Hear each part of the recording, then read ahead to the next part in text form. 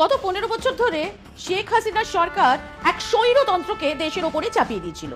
দেশের মানুষদের ভোটাধিকার ছিল না।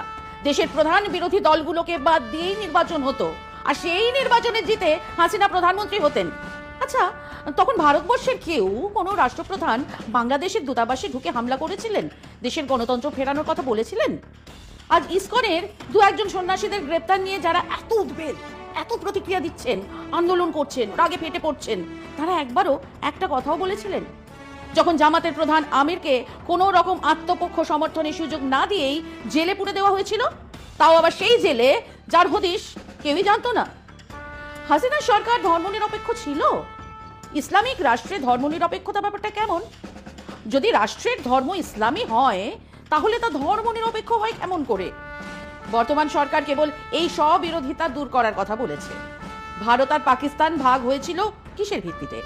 যারা মুসলিম তারা পাকিস্তানের দাবি জানিয়েছিল। পাক এ সার জমিন বানানোর জন্য পাকিস্তান, তা আবার বিভক্ত হয়েছে ধর্মনিরপেক্ষতার শর্তে নয়। দুটো ভাগ হয়েছে ভাষার ভিত্তিতে। কাজেই এক ইসলামিক দেশ খামোখা সেকুলার হতে যাবে কেন? আর হবে বা কি করে?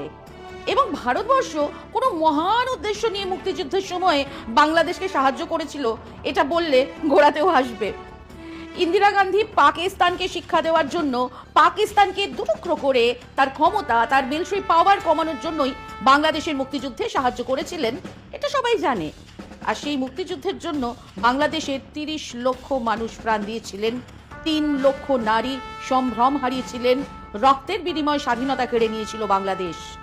এটাকে ভুলে ভারত স্বাধীন করিয়েছিল বাংলাদেশ বলার মধ্যে এক দাদাগিরি আছে, যা বাংলাদেশের মানুষ মেনে নেননি।